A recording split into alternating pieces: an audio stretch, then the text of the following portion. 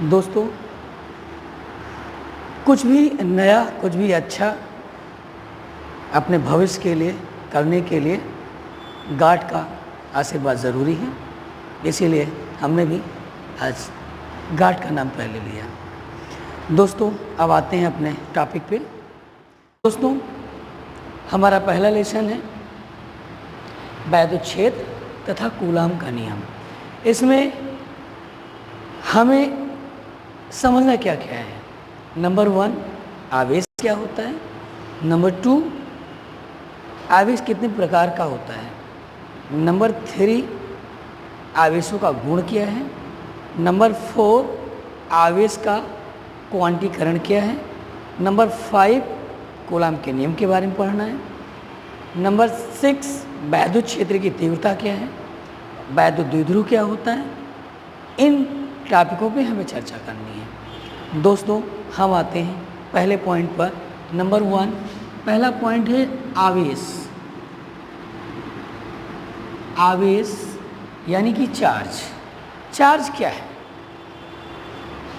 दोस्तों? सभी वस्तुओं में उनका एक भौतिक गुण होता है जिसके कारण वे वस्तुओं को अपनी ओर आकर्षित अथवा प्रतिकर्षित करती हैं। उन्हें उनका आवेश कहते हैं।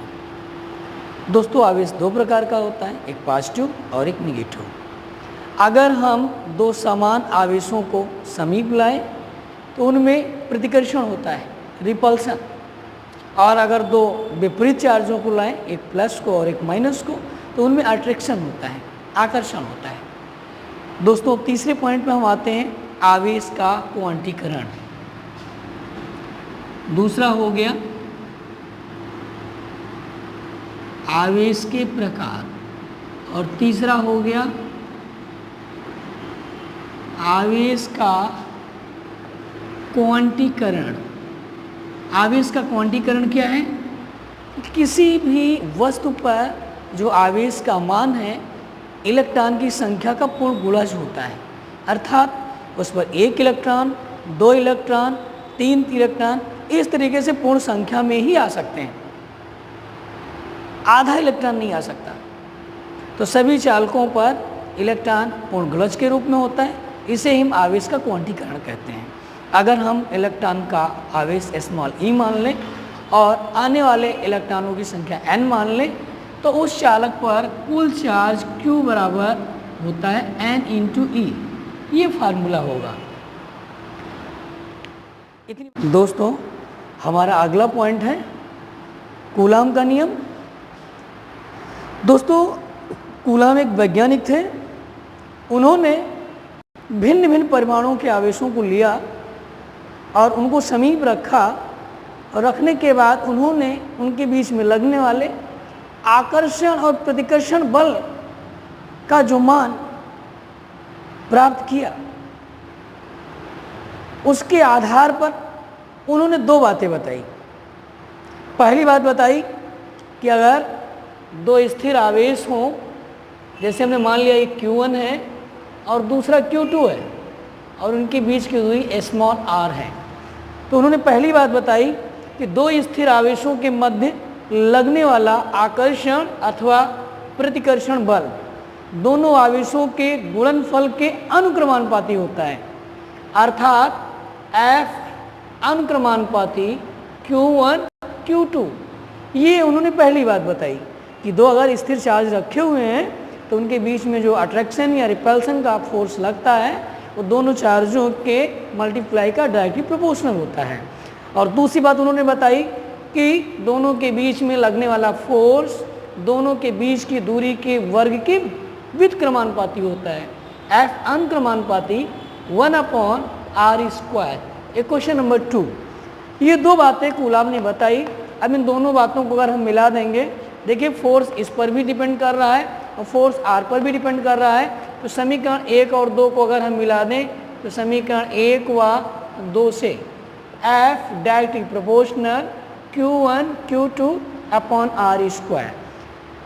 दोस्तों, हम जानते हैं फिजिक्स में कोई भी कांस्टेंट हटाते हैं तो उसकी वैल्यू आती है, और इसकी जो वैल्यू होती है वो होती है 1/4 pi epsilon not k Q1 Q2 upon are square.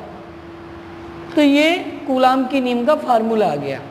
इसमें ये जो 1/4πε0 K है, जिसमें जो K है, ये जो K है माध्यम का परावैद्युतांक है, और वायु के लिए K का मान 1 होता है। वायु के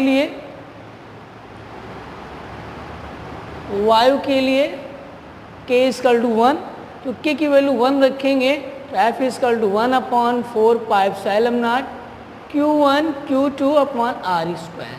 तो ये कूलाम के नियम का फार्मूला आ गया, जिसमें से 1/4πε0 का मान होता है 9 × 10⁹ newton metre square upon coulomb square, जिसमें ये जो एप्सिलॉन है, एप्सिलॉन इसको बोलते हैं 0, और एप्सिलॉन 0 है क्या? निर्वात की विद्युतशीलता, निर्वात की विद्युतशीलता, इसकी वैल्यू होती है 8.85 × 10⁻⁻12, और इसकी यूनिट है इसका उल्टा होता है, कूलाम स्क्वायर बटे न्यूटन मीटर स्क्वायर। तो दोस्तों इस प्रकार से हमने देखा कि कूलाम का नियम क्या है। कूलाम का नियम क्या है? दो स्थिर आवेशों के मध्य लगने वाला आकर्षण अथवा प्रतिकर्षण फोर्स दोनों चार्जों के मल्टीप्लाई का डायरेक्टली प्रोपोर्शनल होता है, और लगने वाला फोर्स दोनों चार्जों के बीच के डिस्टेंस के स्क्वायर का इन्वर्सली प्रोपोर्शनल होता है। दोनों को हमने हल किया तो ये फार्मूला आ गया F equal to 1/4πε0 Q1 Q2 upon are square.